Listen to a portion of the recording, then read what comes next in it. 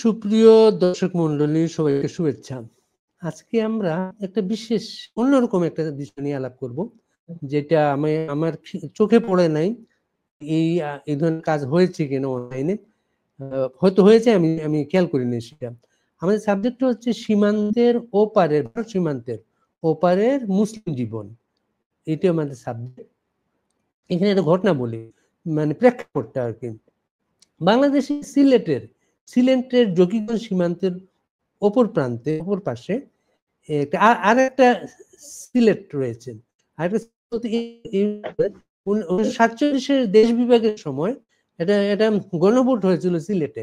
গণভোটের সময় সিলেটের একটা অংশের মানুষ পাকিস্তানের পক্ষে যাওয়ার পক্ষে মত দেন, আরেকটা পক্ষ ভারতের পক্ষে যাওয়ার মত দেন। সেখান থেকে সিলেট জেলাটা ভাগ হয়ে যায়। ভাগটা কিন্তু নদী সীমান্ত, সুরমা কুশিয়ারা নদী সীমান্ত ভাগ করে, নদীর ওই পারটা ভারত, এই পারটা তৎকালীন পূর্ব পাকিস্তান।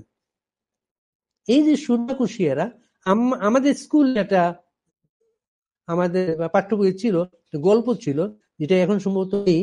সেই গল্পটার নাম ছিল সুরমা নদীর আত্মকথা।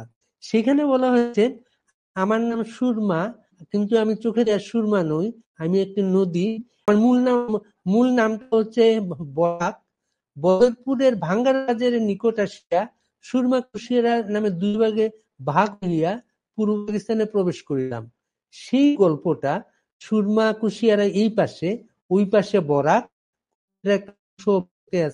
সেই গল্পটা, সেই জীবন, নদী এবং দেশ বিভাগ, এই স্টোরিটা, এই পাশে একটা জীবন, ওই পাশে একটা জীবন, কিন্তু আত্মার যে সম্পর্কটা, আত্মীয়তার সম্পর্কটা, সেখানে এপার ওপার এখনো রয়ে গেছে।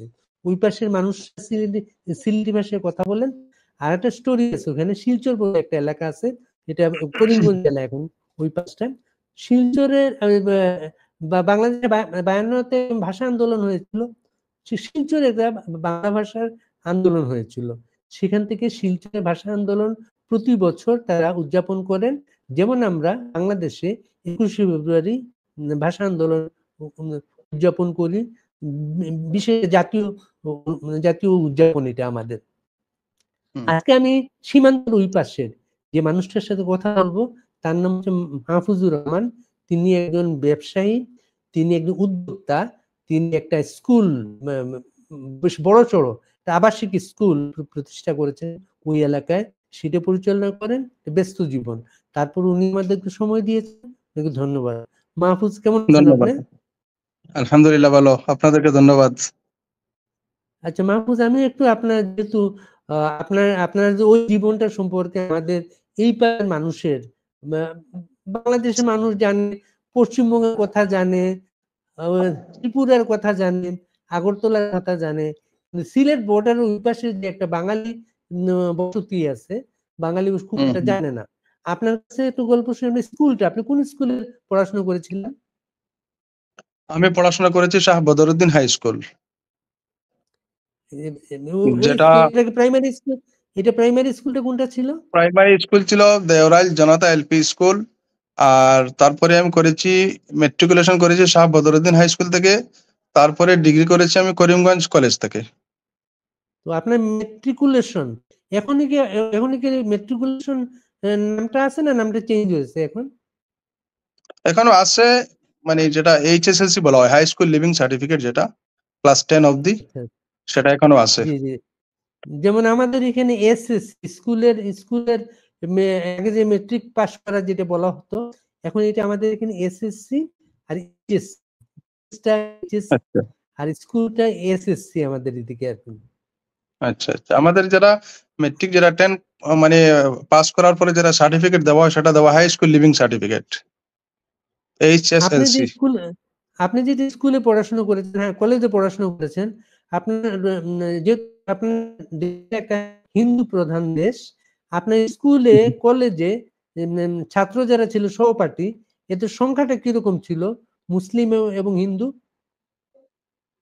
মুসলিম 30%, আর আমাদের হিন্দু ভাইয়েরা ছিল 70%-এর মতো।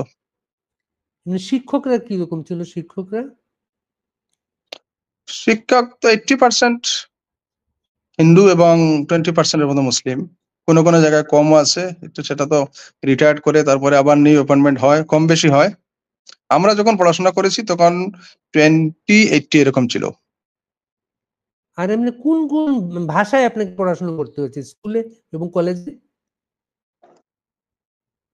পড়াশোনা তো করতে হয়েছে আমাদেরকে ইংলিশ মিডিয়ামে। তারপরে আমাদের মানে যেগুলো আমাদের কথাবার্তা হয় সেগুলো আমাদের সিলেটি ভাষাতেই হয়।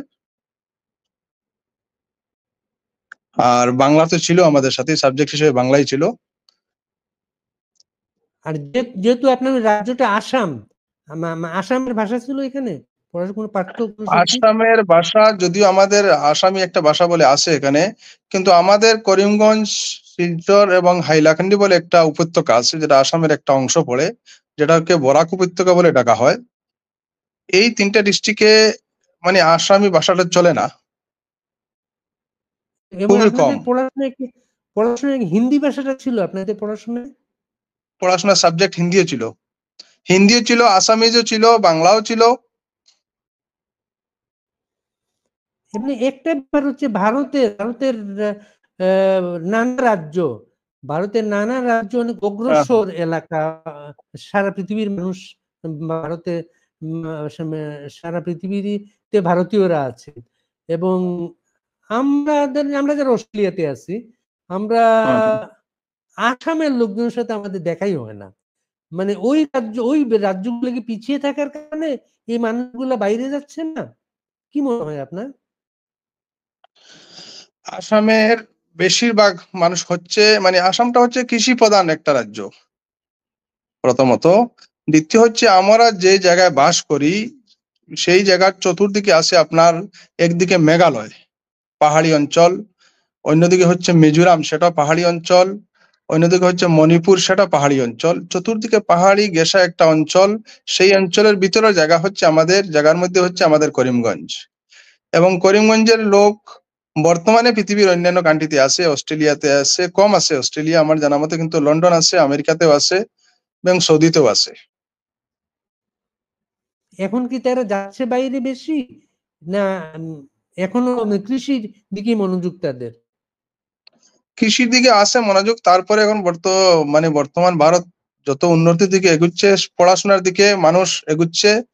তারপরে বর্তমানে আগের থেকে এখনো মানে এডুকেশনের যেটা স্ট্যাটাস আগে থেকে অনেক ভালো পজিশন এডুকেশনের স্ট্যাটাস।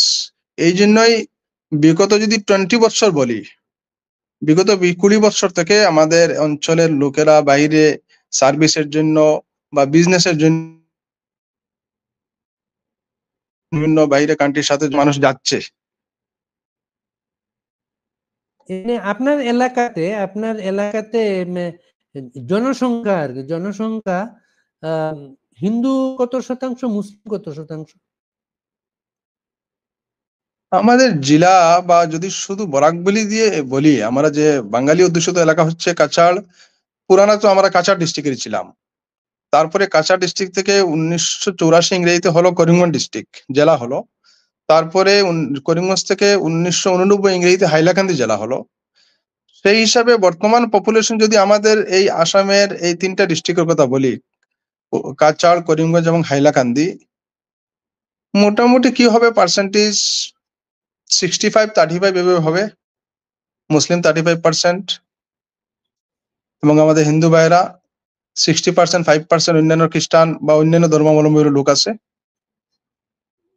এমনি আপনাদের এই এলাকাটা ভারতীয় লোকসভায় লোকসভায় ওই আসনটার নাম কি লোকসভায়? করিমগঞ্জ আসন, আমাদের যে আসনটার নাম হচ্ছে সেটার নাম হচ্ছে করিমগঞ্জ আসন। এই করিমগঞ্জ কতটা থানা নিয়ে করিমগঞ্জ আসনটা? 60টা থানা আছে করিমগঞ্জ আমাদের জেলায়। এখন ওখানকার এমপি কে এখনকার? কৃপানাথ মালা, কোন কোন দলের এমপি উনি? উনি শাসক দলের বিজেপি, ভারতীয় জনতা পার্টির। বিজেপি? মানে এর আগে কে কোন দলের ছিলেন? এর আগেই উনি ছিলেন, লাস্ট 5 ইয়ার্সে উনি ছিলেন ভারতীয় জনতা পার্টির, উনিই ছিলেন। আর আসাম যে রাজ্যসভা, যেটা রাজ্যসভার হুম। এমপি কে? আমাদের রাজ্যসভার এই বছর নেওয়া হয়েছে আমাদের বাঙালি, আসামের মধ্যে তো আসামিজ লোক বেশি, তারপরেও এই বছর আমাদের করিমগঞ্জ জেলা থেকে একজন বাঙালি রিপ্রেজেন্টেটিভ এমপি বানানো হয়েছে, যার নাম হচ্ছে মিশন রঞ্জন দাস। এটা কোন দলের উনিও উনি? আবার ভারতীয় জনতা পার্টির। ভারতীয় জনতা পার্টি। হুম। আচ্ছা মাহফুজ, রাজ্যসভার আপনার বলেন। রাজ্যসভার তো মানে সদস্যদেরকে সিলেক্ট করতে হয়, অ্যাসেম্বলির মেম্বাররা সিলেক্ট করে। রাজ্যসভার সদস্য তো ডাইরেক্ট পাবলিক ভোটে হয় না, আর অ্যাসেম্বলিতে যে গভর্নমেন্ট থাকবে বেশিরভাগ ওই গভর্নমেন্টেরও সদস্য হয়। ও আপনার আপনার ওই রাজ্যসভার এমপি উনি পাবলিক ভোটে না, অ্যাসেম্বলি ঠিক করে পাবলিক ভোটে, সেটা। হ্যাঁ, বিধানসভা যেটা আছে সেই বিধানসভার সদস্যরা মেম্বাররা সিলেক্ট করে। আর লোকসভা যেটা আছে সেটাতে ডাইরেক্ট পাবলিক ভোটে হয়। এমনি তো আপনার পঞ্চায়েত ভোট, যেটা পঞ্চায়েত ভোট তো দলীয় ভিত্তিতে হয় পঞ্চায়েত ভোটটা। আগে দলীয় ভিত্তিক হয়েছে, কিন্তু এই বছর যেটা নোটিফিকেশন এসেছে সেটা দলীয় ডাইরেক্ট দলের সিম্বল দিয়ে হবে না, দলের সাপোর্টে হবে, কিন্তু সিম্বল বিহীন যেটা শুনতে পাচ্ছি এই বছর যেটা হবে আগামী ফেব্রুয়ারি বা মার্চ মাসে। লাস্ট প্রিভিয়াস যেগুলো ইলেকশন হয়েছে সেগুলো সিম্বল ভিত্তিক হয়েছে, দলীয় ভিত্তিক হয়েছে। আপনি যখন স্কুলে আগে পড়েন আমাদের মাহফুজ, বলেন। আগে আমাদের জেলার নামটা ছিল করিমগঞ্জ। রিসেন্ট আজ থেকে 2 মাস আগে নোটিফিকেশন হয়েছে, সেটার নাম হয়েছে শ্রীভূমি, নামে একটু পরিবর্তন হয়েছে। করিমগঞ্জ নামটাও বদলে গেছে, করিমগঞ্জ নামটা বদলে গেছে শ্রীভূমি, নতুন নাম। শ্রীভূমি, হ্যাঁ হ্যাঁ। এটাও কি একটা প্রভাব আপনার কেন্দ্রে যারা মতে আছে তাদের একটা প্রভাব এটা? হ্যাঁ, সরকারের তো প্রভাব আছে, তারপরে ওঠার পিছনে যুক্তি আছে। রবীন্দ্রনাথ ঠাকুর যখন শ্রীহট্ট ভ্রমণ করেছিলেন,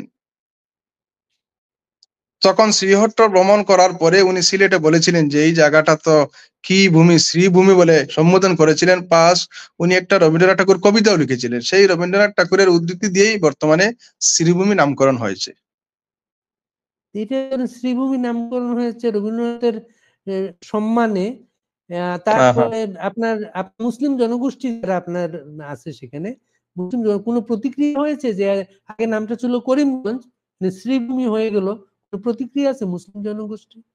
হ্যাঁ, মুসলিম যারা প্রতিনিধি আছে ওরা আবার প্রতিক্রিয়াও দিয়েছে। মেমোরেন্ডাম রাজ্যপালের কাছে মেমোরেন্ডামও পাঠিয়েছে যে আমাদের আগের নামটাই বহাল থাক। সেই হিসাবে মোটামুটি একটা মেমোরেন্ডাম দেওয়া হয়েছে।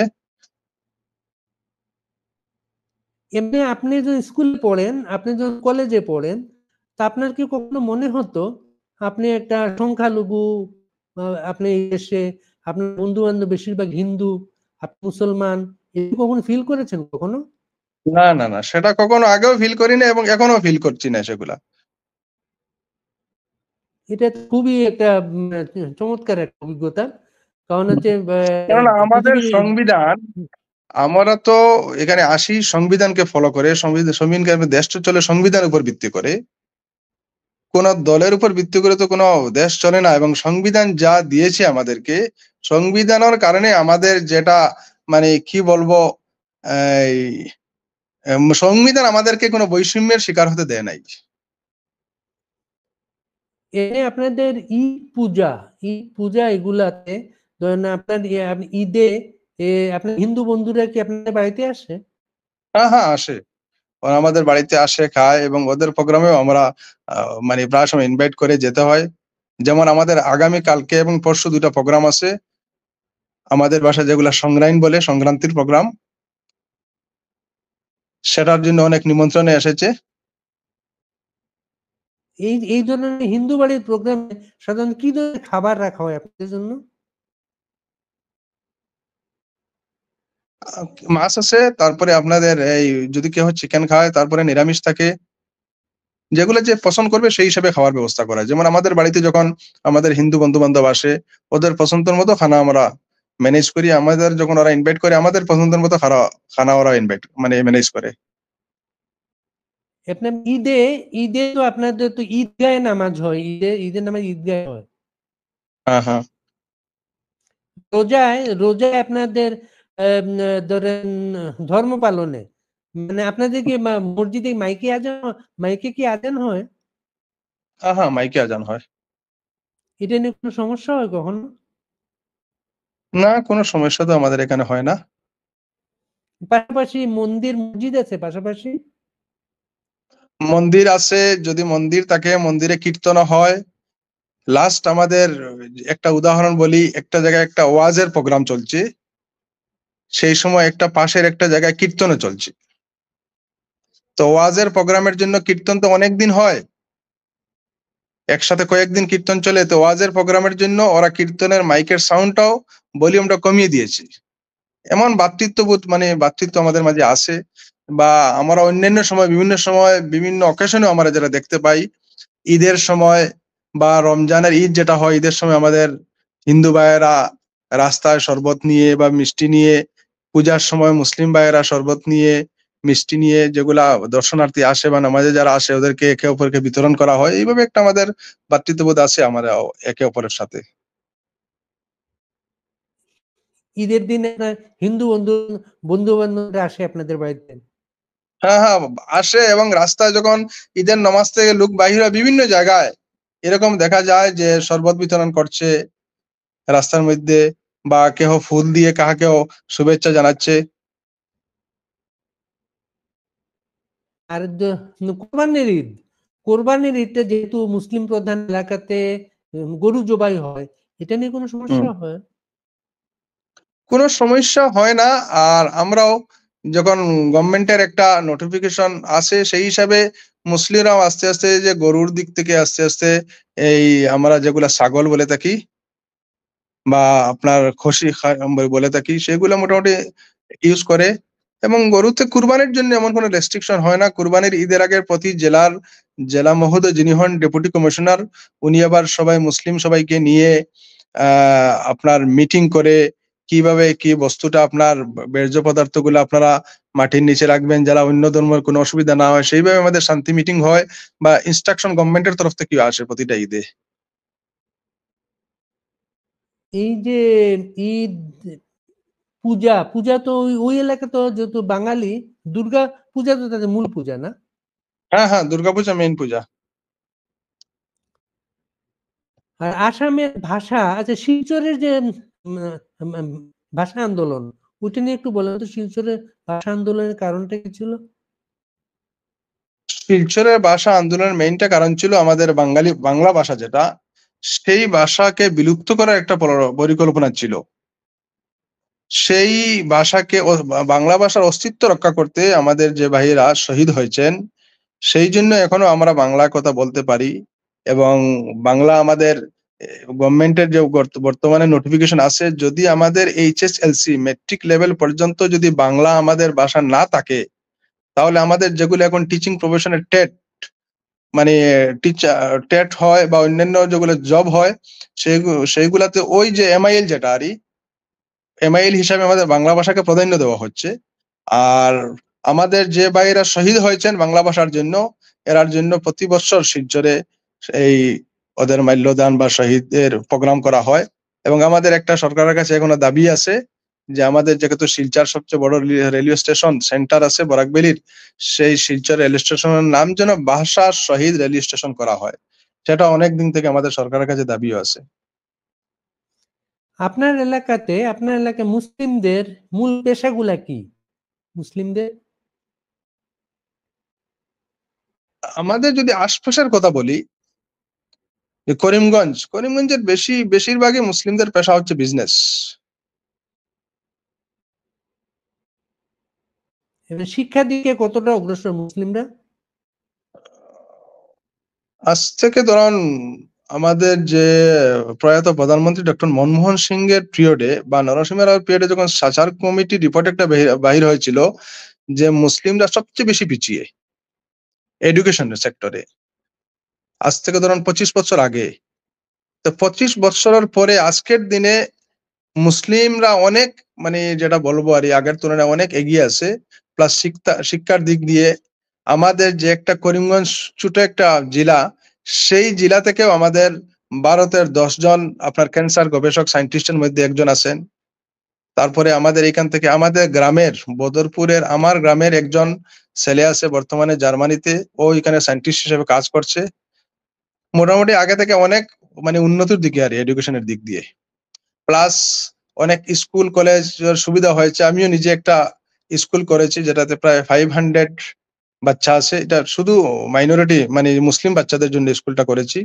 তো এইভাবে এডুকেশন অনেক মানে ইনস্টিটিউশন হয়েছে মাইনরিটির মানে মুসলিম বাচ্চাদের পড়াশোনার জন্য আরই। এই জন্য মোটামুটি একটা রিভলিউশন দেখা যাচ্ছে বাচ্চাদের মধ্যে বা জেনারেশনের মধ্যে এডুকেশনের ম্যাটার আপনার ব্যাপারে। আপনার আপনার স্কুলটা কি আবাসিক না অনাবাসিক? এটা এটা সেমি রেসিডেন্সিয়াল, সম্পূর্ণ একটা আবাসিক ছেলে নয়। যদি একটা ছেলে যদি আবাসিক হোস্টেলে থাকে তাহলে তার মাসিক খরচটা কেমন হয় তার? আমাদের ইন্ডিয়ান টাকা 6,000। এটা ক্লাসের উপরে ডিপেন্ড করে, 6,000, 5,500, 7,000 এইভাবে আছে। আপনার স্কুলে আবাসিক স্টুডেন্ট কত আছে এখন? 180। এরা কোন এলাকার ছেলে মেয়েরা? বিভিন্ন গ্রামের ছেলেরা আছে, তার মধ্যে আপনার আমাদের একটা পাহাড়ি একটা জেলা আছে, নাগাল্যান্ড ডিস্ট্রিক্ট আছে নাগাল্যান্ড। সেই নাগাল্যান্ডের বাচ্চারা আছে। আমাদের পার্শ্ববর্তী একটা স্টেট আছে ত্রিপুরা, সেই ত্রিপুরার বাচ্চারাও আছে। প্লাস আমাদের এতদ অঞ্চলের গ্রামের অনেক বাচ্চারাও আছে। আপনি এই আমার স্কুলের যদি রিপোর্টটা নিয়ে নেন, সব বাচ্চারা হচ্ছে মুসলিম এবং টিচার আছে আমাদের স্কুলে খ্রিস্টান, হিন্দু, মুসলিম সবাই মিলে টিচার। অনেক মিস আছে, যারা হিন্দু মিস আছে, আপনার খ্রিস্টান মিসও আছেন। সেখানে কোনো এই যে বৈষম্য আপনি নেই। এবং এই যে ভারতের মতো জায়গায় বসে আপনি আলাদা করে শুধুমাত্র মুসলিমদের জন্য একটা স্কুল করলেন, এটা কোনো কি কারণে সেটা? শুধু মুসলিমদের জন্য এই জন্য করা হলো যে আমাদের মুসলিম কমিউনিটিটা দেখা যাচ্ছে যে এডুকেশনের দিক দিয়ে অনেক পিছিয়ে। আজ থেকে 25-30 বছর আগে থেকে সেটা প্ল্যান হাতে নেওয়া হয়েছে যে কিভাবে একটা জাতি তখনই মানে মাইনরিটি তো কখনো বলা যাবে না, যখন অশিক্ষিত হয়ে যাবে তখন সে নিজেকে মাইনরিটি হিসাবে ভাবতেই পারবে না। মানুষের যখন দিলের মধ্যে শিক্ষা আসে যাবে বা সামাজিকভাবে পুরা এলাকাটা শিক্ষিত হয়ে যাবে, তখন ওই লোকটা সে মাইনরিটি না মেজরিটি সেটাই কিছুই অনুভব করতে পারবে না। তো এই শিক্ষার রিভলিউশনের জন্য আমরা গত 25 বছর থেকে কাজ করছি। এবং আমাদের বদরপুরের মতো জায়গায় যদি বলি, শুধু মুসলিম বাচ্চাদের জন্য একটা আছে আল আমিন একাডেমি, একটা আছে আল হিরা একাডেমি, একটা আমাদের যেটা স্কুল হচ্ছে আল ইসলাহ ন্যাশনাল একাডেমি। সেইভাবে শুধু মুসলিম বাচ্চাদের জন্য আমাদের স্কুলের প্রায় 10 বছর হয়ে গেছে চলছে, এবং 20-25 বছর থেকে এইভাবে মোটামুটি মাইনরিটি বা মুসলিম বাচ্চাদের কিভাবে স্টাডির দিক দিয়ে মানে এগিয়ে নিয়ে যাওয়া যায় সেই হিসাবে মেহনত চলছে। এগুলোর অনুমোদনের জন্য কোনো সরকারি সমস্যা হয়? না, কোনো সমস্যা নেই। সরকারের যেগুলা সিস্টেম আছে, গাইডলাইন যদি ঠিক থাকে তাহলে অনুমোদন পাওয়া যায়। আমাদের স্কুলে অনুমোদন পেয়ে গেছে। গভর্নমেন্টের যতগুলা গাইডলাইন আছে সব মেনটেন করেছি, গভর্নমেন্ট অনুমোদন দিয়ে দিয়েছে। কারিকুলাম স্কুলে পড়াশোনার কারিকুলাম কি মাদ্রাসার মতো না সাধারণ শিক্ষার মতো সেটা? না, না, সাধারণ শিক্ষার গভর্নমেন্টের যেগুলো কারিকুলাম আছে সেই কারিকুলাম অনুযায়ী পড়াতে হয়। এইগুলো এই স্কুলে কোনো অনুদান পাওয়া যায় সরকারি? না, প্রাইভেট স্কুলে সরকারের কোনো অনুদান পাওয়া যায় না, সেটার কোনো স্কুলেই নেই। শুধু যে আমাদের স্কুল তা নয়, মিশনারি স্কুলেও সরকারের অনুদান আসে না। কোনো প্রাইভেট স্কুলে সরকারি কোনো অনুদান আসে না। যেমন বাংলাদেশও প্রাইভেট স্কুল কলেজ হলেও মানে টিচারদের এমপিওভুক্ত বলা হয়, এমপিওভুক্ত টিচারদের বেতনের বড় অংশ সরকার দেয়। ভারতের অবস্থা কি সেটা? না, সেই টিচারের সবগুলো স্যালারি আমরা নিজেই ম্যানেজমেন্টে মেনটেন করতে হয়। সরকার থেকে সেগুলো কোনো প্রাইভেট ইনস্টিটিউশনে এখন পর্যন্ত কোনো সরকার এইভাবে কোনো স্কিম হাতে নেয় নাই।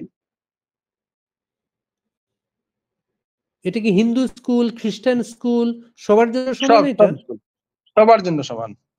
হিন্দু স্কুল, মিশনারি স্কুল সবগুলোর জন্য, যেগুলা প্রাইভেট স্কুল আছে সেগুলা স্কুলের জন্য সরকারি কোনো অনুদান আসে না। ওই স্কুলে কি ভবিষ্যতে আলাদা সরকার কি স্কুল, ওই স্কুলে আলাদা হিন্দু স্কুল আছে, মিশনারি স্কুল আছে? হ্যাঁ, হ্যাঁ, আছে। হিন্দু অধ্যুষিত এলাকায় হিন্দুদের প্রাইভেট স্কুল আছে, খ্রিস্টান অধ্যুষিত এলাকায় খ্রিস্টানদের আছে। প্লাস বিভিন্ন জায়গায় হিন্দু মুসলিম এলাকায় খ্রিস্টানদের স্কুল আছে। যেমন আমাদের বদরপুর, যেখানে 1% বা 1% হবে খ্রিস্টান, কিন্তু মিশনারি স্কুল 2টা আছে। অনেক দিন থেকে সেগুলো আছে।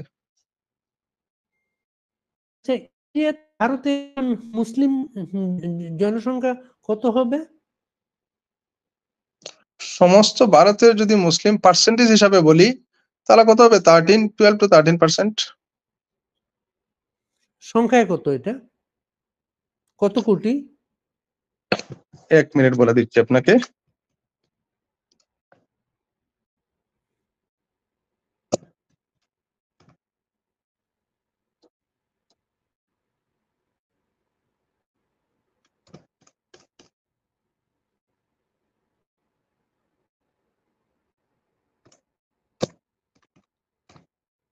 প্রায় 2 কোটির উপরে হয়ে যাবে। 2 কোটি না, 18 কোটি তো বাংলাদেশি। 18 দাঁড়ান কোটি দাঁড়ান, একটা মুসলমান মিনিট, তো বাংলাদেশ। একটা মিনিট। হ্যাঁ, হ্যাঁ হ্যাঁ, 20 কোটির উপরে হয়ে যাবে, 2 কোটি ভুল বলছি আমি। হ্যাঁ, 22-23 20 কোটি কোটির হয়ে বেশি। যাবে। হুম। এখন এই যে ভারতে একটা হিন্দুত্ববাদী একটা সরকার ক্ষমতায়, এতে মুসলিম কমিউনিটি কোনো ধরনের অনিশ্চয়তা ভুগে এখান থেকে? ইন্ডিয়াতে হ্যাঁ, কেন অনিশ্চয়তায় ভুগবো? আমাদের সংবিধান, আমি প্রথমে বলে দিয়েছি না, দেশটা চলে তো সংবিধানের উপর দিয়ে ভিত্তি করে।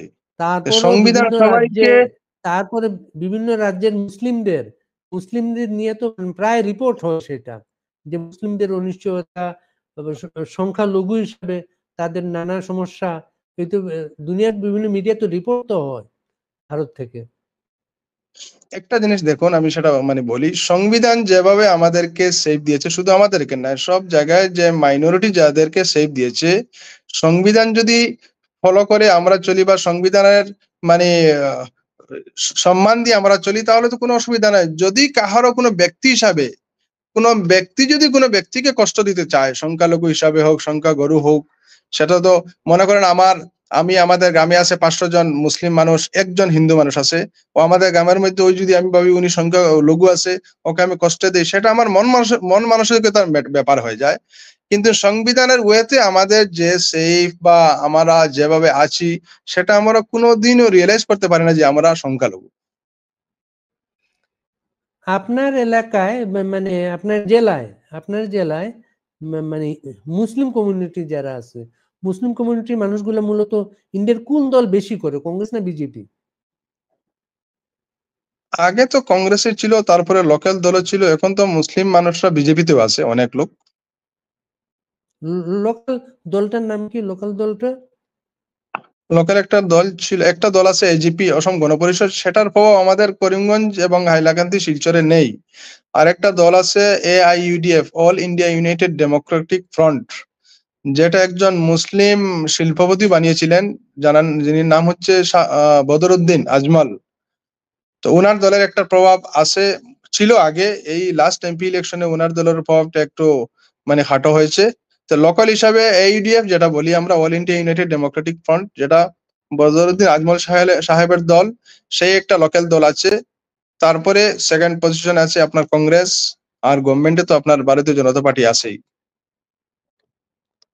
এমনি বাংলাদেশে বাংলাদেশে যেটা দেখা যায়, সংখ্যালঘু হিন্দু যারা নানা কারণে যদি আক্রান্ত হয়, তারা তারা যখন সমস্যায় পড়ে, তারা ভারত যাওয়ার চেষ্টা করে, চলে যাওয়ার চেষ্টা করে ভারতে, জমি জমা বিক্রি করে।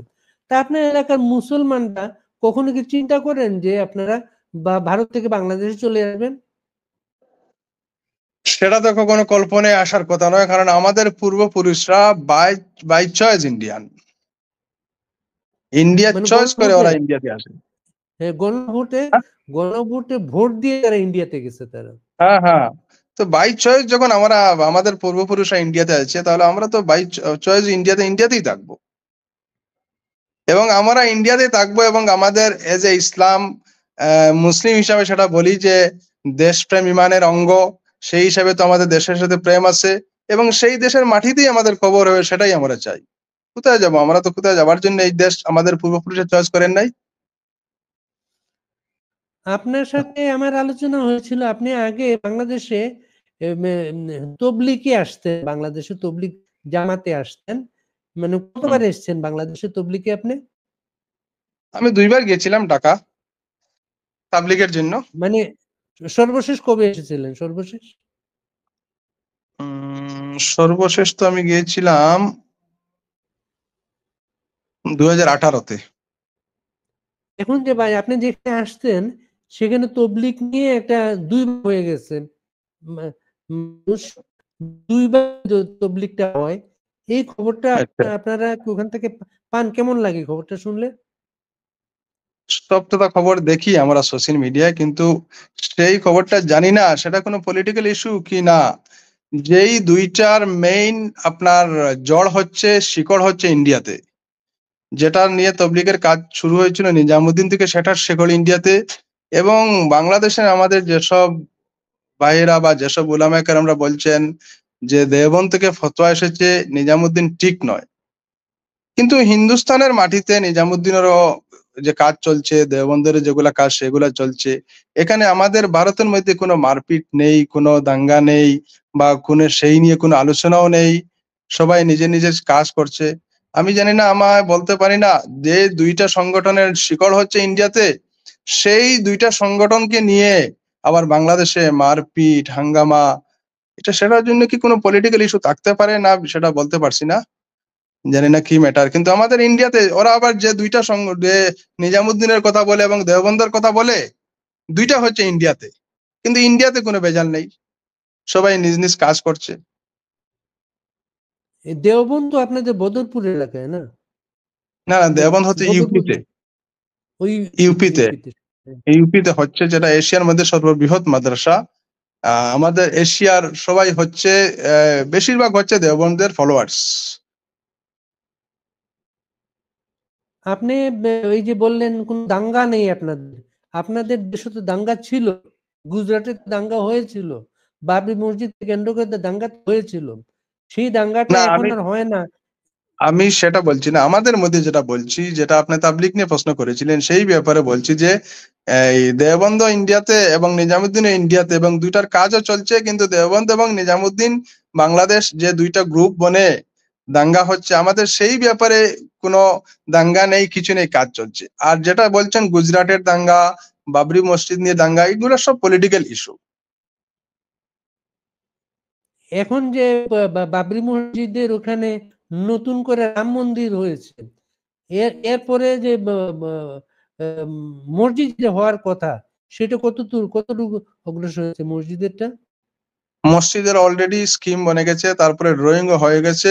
আমি যতটুকু জানি হয়তো কাজও শুরু হয়ে গেছে, এবং সেটা তো আমাদের মহামান্য সুপ্রিম কোর্টের আদালতের রায়ে চলছে, এবং আদালতের নিগরানিতে, নজরদারিতে সেগুলা চলছে। মন্দিরের এবং মানে তত্ত্বাবধান, এবং মসজিদেরও তত্ত্বাবধান আমাদের মহামান্য যেটা আদালত আছে ভারতীয় সুপ্রিম কোর্টের, মানে তত্ত্বাবধানে বা নিগরানিতে সেগুলো চলছে। একজন বাংলাভাষী, একজন বাংলাভাষী হিসাবে, আসামের একজন বাসিন্দা হিসাবে, বাংলাদেশে কোন নিউজগুলো আপনাদেরকে স্পর্শ করে বাংলাদেশের? বাঙালির মধ্যে যখন কোনো আমরা ঝগড়া ফাসাদ দেখি, তাহলে তখনই আমাদের দিলের মধ্যে আঘাত লাগে। যে আমরা ভারতের মধ্যে বাঙালি যে আছি, আমরা হিন্দু মুসলিম বাঙালি, সেই বাঙালি তো আমাদের সংখ্যা অনেক কম। ওয়েস্ট বেঙ্গলে আছি, এবং আমাদের আসামের মধ্যে একটা সেকশন মানে বরাকবেলিতে আছে। কিন্তু তারপরে যখন বাঙালি অধ্যুষিত কোনো এলাকায় আমরা দেখি যে ওরা বাঙালি এবং বাঙালির মধ্যে ঝগড়া হচ্ছে, ফাসাদ হচ্ছে, তখন আফসোস হয়। মানে কি, আমরা এই যে ইন্ডিয়াতে আছি, এত বড় একটা দেশের মধ্যে আছি আমরা, সেখানে আমাদের মধ্যে বাঙালি বাঙালির মধ্যে বিভেদ নেই, কিন্তু ছোট্ট একটা দেশ যেখানে 100% বাঙালি বলা যায় সবাই, সেখানে ওরা বাঙালি বাঙালির মধ্যে বিভেদ। আফসোস করি, আর সেটা তো আর আমাদের কিছু করার নেই, এটা অন্য একটা দেশের যখন ম্যাটার, আফসোসই করতে হয় আমাদের। কিন্তু আপনাদের আসামেও তো নির্বাচনের সময় সবসময় বাঙালি ইস্যু ইস্যু হয় আসামে নির্বাচনের সময়। বাঙালি বলে কোনো ইস্যু হয় না। আগে আমরা যখন ছোট ছিলাম, 1984 ইংরেজিতে শুনেছি, আমরা ছোট ছোট যখন ছিলাম, তখন আসামি ভার্সাস বাঙালি একটা ফিকশন ছিল, বা একটা মনোমালিন্য ছিল। আস্তে আস্তে আস্তে আস্তে মানুষের মধ্যে, পাবলিকের মধ্যে, জনসাধারণের মধ্যে শিক্ষার প্রসার হয়েছে। মানুষ দেখে নিয়েছে যে আমি যদি বাঙালি এবং আসামি সেইগুলা নিয়ে বা দাঙ্গা ফাসাদে লিপ্ত থাকি, তাহলে আমার জেনারেশনটা সমস্ত পৃথিবীতে ঘুরে বেড়াতে পারবে না, সমস্ত পৃথিবী জয় করতে পারবে না। এই জন্য আমাদের যে মানে মেন্টালিটি যেটা বাঙালি, আমি যখন বাংলা কথা বলছি আপনার সাথে, আমি যখন আসামি এলাকায় যাব, আমার আসামের মনে করেন গুয়াহাটি, দিসপুর হচ্ছে আমাদের রাজধানী, সেখানে গেলে কোন অফিসারের সাথে কথা বলতে হলে আমি আসামিজ কথা বলবো। আমি যদি দিল্লিতে যাই, দিল্লি কোনো কাহার সাথে কথা বলতে হলে হিন্দিতে কথা বলবো। মানুষের মধ্যে ভাষারও মোটামুটি প্রসার হয়ে গেছে, প্রায় সবাই আজকাল সব ভাষার ল্যাঙ্গুয়েজ শিখে ফেলেছে। ভারতের হিন্দি মেইন যেগুলো চলে, ভারতে আসামের বাইরে গেলে হিন্দি, আসামের ভিতরে আসামি, এবং আমাদের এলাকায় চললে বাংলা। এই তিনটা ভাষা আমার তো মনে ধারণা মোটামুটি 80-90% মানুষ ভাষা জেনে গেছে। এই জন্য ভাষার বৈষম্য যেটা আস্তে আস্তে আস্তে আস্তে মোটামুটি একটা সবাই যার যার নিজ ভাষাগত সংস্কৃতি নিয়ে আছে, এবং ভাষা নিয়ে কোনো বৈষম্য আমার হিসাবে এখন চলছে না, যেটা এখন দেখা যায় না। বা আমার মনে হয় আপনারা এখন ভাষা নিয়ে কোনো বৈষম্য শুনতে পাবেন না। পলিটিক্যাল ইস্যু, নির্বাচনের সময় যেগুলা ইস্যু আসে সেগুলা হচ্ছে পলিটিক্যাল ম্যাটার। পলিটিক্যাল অনেক ইস্যু আছে যেগুলা মানে কি বলবো, আরে আমি তো নিজে রাজনীতি করি না, কিন্তু বুঝতে পারি যে এইগুলা যদি পুঁজি হিসাবে এগুলাকে কাজে লাগানো হয়, জাত, তারপরে ভাষাগত, জাতিগত বা নিম্নবর্ণ, উচ্চবর্ণ, এইভাবে রাজনীতির সময় এগুলা ব্যবহার করা হয়। কিন্তু আস্তে আস্তে আমার মনে হয় মানুষের মধ্যে যেভাবে শিক্ষার প্রসার হচ্ছে, আজ থেকে 4-5 বছর পরে এইগুলো মানুষের মানে পলিটিক্যাল ইস্যুতে ব্যবহার করতে পারবে না। আপনি যখন বাংলাদেশে আসেন, বাংলাদেশের কোন দিকগুলো আপনার খুব ভালো লাগে? বাংলাদেশ তো আমি মোটামুটি সবাই যে জায়গায় গিয়েছি, আমি বেশি তো ঘুরি নাই। আপনার যমুনা সেতু, ঢাকা, তারপরে ঢাকা শহরে ছিলাম। ঢাকা শহরের রিক্সাগুলো এখনো মনে আছে আমার। আমি তখন কোন একজন রিপোর্টারকে প্রশ্ন করেছিলাম যে এত রিক্সা, এত জাম হয় রিক্সার কারণে, সেগুলোর গভর্নমেন্ট কি কোনো ব্যবস্থা নেয় না? উনি আমাকে বলেছিলেন যে কয়েক লক্ষ রিক্সা আছে, যদি ওগুলো বন্ধ করে দিত কয়েক লক্ষ লোক বেকার হয়ে যাবে। আমি বললাম সরকার অল্টারনেটিভ থিঙ্কিং করতে পারতো, নিশ্চয় পারবে। আজকে তো বোম্বেতেও রিক্সা ছিল, আপনার দিল্লিতেও রিক্সা ছিল, সেগুলো সব গভর্নমেন্ট চেঞ্জ করে নিয়েছে। তো সমস্ত বাংলাদেশ তো ঘুরতে পারি নাই, যেগুলা জায়গায় গিয়েছি অনেক ভালো লেগেছে। সিলেট গিয়েছি আমি, তারপরে আমি আপনার এই যমুনা সেতু দেখতে গিয়েছিলাম। কিছু কিছু জায়গায় ঘুরেছি। আর তাবলিগের কাজে গেলে তো বেশি ঘোরাও যায় না। আপনি এমনি আসামে বসে বাংলাদেশের কোন পণ্যগুলা বাংলাদেশে রপ্তানি হয়ে ওই এলাকায় যায়? আমাদের এখানে তো বেশিরভাগ সুস্বাদু ইলিশ মাছ আছে, এবং ইলিশ মাছটাই আমার বেশি পছন্দ হয় বাংলাদেশের। আমাদের এলাকায় যেটা আসে সেটার জন্য বলছি। ইলিশ মাছের কেজি কত আপনাদের ওইখানে? আগে তো আমি আজ থেকে মাস দিন আগে কিনেছিলাম, প্রায় 1700 টাকা, 1800 টাকা, 1600 টাকা, এইভাবে 1200 টাকাও আছে, প্রায় 3000 টাকাও কেজি? আছে বিভিন্ন। হ্যাঁ হ্যাঁ, কেজি। অনেক টাকা তো, ইন্ডিয়ান টাকা তো অনেক টাকা সেটা। হ্যাঁ হ্যাঁ, 1200-1300 টাকা এভারেজ মোটামুটি ভালো ইলিশ পাওয়া যায়। বাংলাদেশের ক্রিকেট দলটাকে আপনারা কিভাবে দেখেন? যখন বাংলাদেশ ক্রিকেট দল, ইন্ডিয়ার যখন কোনো টিম না থাকে, যখন বাংলাদেশের খেলা থাকে, তখন আমরা বাংলাদেশের সাপোর্টার হয়ে যাই। দিলের মধ্যে চলে আসে আমাদের বাঙালি ভাইরা খেলছে। ইন্ডিয়া আর হইলে যখন সম্ভব না সেটা। ইন্ডিয়ার টিম যখন থাকে, তখন আমরা অন্য কাউকে সাপোর্ট করতে পারি না, আমাদের ইন্ডিয়া। আর একটা প্রচার আছে, ঠিক কিনা জানি না, আপনি বলতে পারবেন ইন্ডিয়াতে বসে, যে ইন্ডিয়া পাকিস্তান যখন খেলা হয়, ইন্ডিয়ান নাকি অনেক লোক পাকিস্তান দলকে সাপোর্ট করে। ঠিক সত্য? না, সেটা তো আমরা কোনোদিন বুঝতে পারি নাই। ইন্ডিয়াতে বসে কেন পাকিস্তানকে সাপোর্ট করবে? ইন্ডিয়া পাকিস্তানের খেলোয়াড় তো ইন্ডিয়াকে সাপোর্ট করবে। আপনার কথায় কিন্তু ভারতীয় মুসলমানদের কত কষ্টের কথা মিডিয়াতে আসে। আপনার কথায় কিন্তু কোনো কষ্ট আসে নাই। খুব হ্যাপি মানুষ আপনারা, আপনি। আমি তো সেটাই ভাবি যে সমস্ত পৃথিবীর মধ্যে আমি তো সেটাই মনে করি, ইন্ডিয়াতে আমরা যারা আছি অনেক সুখী আছি। কারণ আমাদের ওয়াজ সমস্ত রাত্রে, জানি না বাংলাদেশ গভর্নমেন্ট পারমিশন দেয় কি না, সমস্ত রাত্রে আমাদের এখানে দিনী মাহফিল চলে গভর্নমেন্টের পারমিশন নিয়ে। যেগুলা মুসলিম অধ্যুষিত এলাকা আছে সেগুলো সমস্ত রাত্রে তো চলছে, ওয়াজের প্রোগ্রাম চলছে। প্লাস আপনাদের যদি গভর্নমেন্টের কাছে কোনো ইসলামিক প্রোগ্রামের জন্য যাওয়া হয়, গভর্নমেন্ট পারমিশন দিয়ে দেয়। আমার যখন মুখের স্বাধীনতা আমার সংবিধান দিয়েছে, গভর্নমেন্টও দিচ্ছে আমাকে। মিডিয়ায় যেগুলো আসে সেগুলা পলিটিক্যাল ইস্যু রিলেটেড, যেগুলো ম্যাটার আছে আমার মনে হয় সেগুলোই মিডিয়াতে বেশিরভাগ আসে। বাংলাদেশের মুক্তিযুদ্ধের গল্প আপনাদের অভিভাবকদের মুখে কি শুনেছেন আপনারা? বাংলাদেশের মুক্তিযুদ্ধের সময়কার গল্প শুনেছি আমাদের বাবা দাদাদের কাছ থেকে, যে মুক্তিযুদ্ধের সময় বাংলাদেশ স্বাধীন করার সময় ইন্দিরা গান্ধী কিভাবে ফোর্স পাঠিয়েছিলেন, কিভাবে প্রতিটা বাড়িতে গর্ত বানানো হয়েছিল, বাংকার বানানো হয়েছিল, এবং কিভাবে ইন্ডিয়ান ফোর্সরা বাংলাদেশকে হেল্প করার জন্য, যে আমাদের এখান দিয়ে আমাদের বাড়ির পাশ দিয়ে রেল লাইন গিয়েছে, সেই রেলে ভর্তি হয়ে যে ইন্ডিয়ান ফোর্সরা গিয়েছিল। আমাদের বাবা দাদারা বলছেন যখন বদরপুর স্টেশনে এসে ফোর্সরা মানে আর্মির ব্যাটালিয়ন নেমেছিল, তখন আমরা সেখানে খিচুড়ি বানিয়ে খাইয়েছি, মানে ওদেরকে খাওয়ার ব্যবস্থা করে দিয়েছি। মানে এইভাবে ইন্ডিয়ার নানাভাবে মানুষ আমাদের যুদ্ধকে হেল্প করেছিল, ইন্ডিয়ার নানা মানুষ নানাভাবে। হ্যাঁ, যখন একটা সৈন্যকে এক বোতল পানি দিয়ে সাহায্য করে, সেটা তো বাংলাদেশের জন্য সৈন্য যাচ্ছে, সেটা বাংলাদেশকে সাহায্য করেছে। সেই দেশটা কিন্তু এখন ইন্ডিয়ার বিরুদ্ধে প্রচুর কথাবার্তা হয়, এগুলো আপনারা মিডিয়াতে দেখেন? হ্যাঁ, অনেক কিছু দেখতে পাই। কেমন লাগে তখন?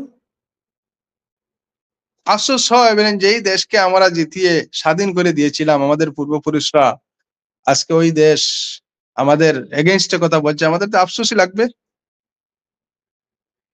কেন হইলো এটা মনে হয় আপনার? কেন হইলো এই দেশটা ভারত বিরোধী হয়ে গেল কেন? দেশ তো ভারত বিরোধী হয় নাই, হয়তো কিছু মানুষ ভারত বিরোধী কথা বলছে। আমার মনে হয় দেশ তো ভারত বিরোধী হয় না। একটা দেশ আরেকটা দেশের বিরোধী কখনো হতে পারে না। প্রতিবেশী যখন রাষ্ট্র আছে, রাষ্ট্রটার এক রাষ্ট্র আরেক রাষ্ট্রের সাহায্য সহযোগিতা নিয়েই চলতে হবে। কোন ব্যক্তি হয়তো ভারত বিরোধী কথা বলছে, কোন দেশ ভারত বিরোধী হতে পারে না। ভারত যেভাবে ইন্ডিয়ার বাংলাদেশের বিরোধী নয়, আমার ধারণা মতে ঠিক বাংলাদেশও ভারতের বিরোধী হওয়ার কথা নয়।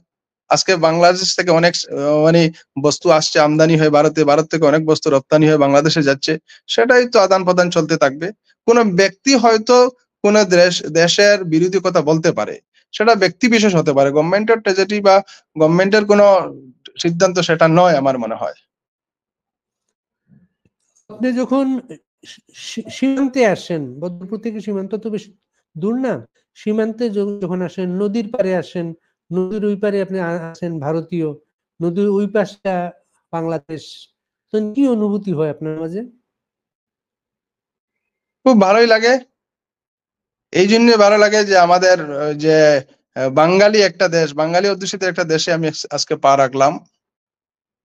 আমি 1998 ইংরেজিতে যখন মোবাইল ছিল না, তখন বাংলাদেশ গিয়ে বাংলাদেশ থেকে তখন আমাদের যারা পরিচিত আছেন ওদের সাথে চিঠির মাধ্যমে আদান প্রদান হতো। তখন আমি একটা কবিতা লিখে বলেছিলাম আমার আত্মীয়দেরকে, যে নদীর ওপারে বাংলা এপারে ভারত, কে বলে দুদেশ বহুদূর, লিখার আশার মধ্যে মমতা নিহিত টেলিফোনে শুধু সুর, আসা যাওয়ায় মমতা নিহিত টেলিফোনে শুধু সুর। চমৎকার, আপনার মনের আবেগ চমৎকার ভাবে কবিতায় ফুটে উঠেছে মাহফুজ। আপনাকে অনেক ধন্যবাদ। ভালো থাকবেন, আপনারা ভালো থাকবেন, ভারতের সবাই ধন্যবাদ ভালো আপনাকে। থাকবেন, বাঙালি অনেক ধন্যবাদ। আপনাকে অনেক অনেক ধন্যবাদ।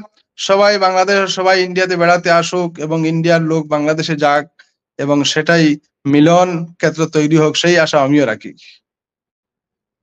অনেক ধন্যবাদ মাহফুজ, আসসালামু আলাইকুম। ওয়ালাইকুম আসসালাম।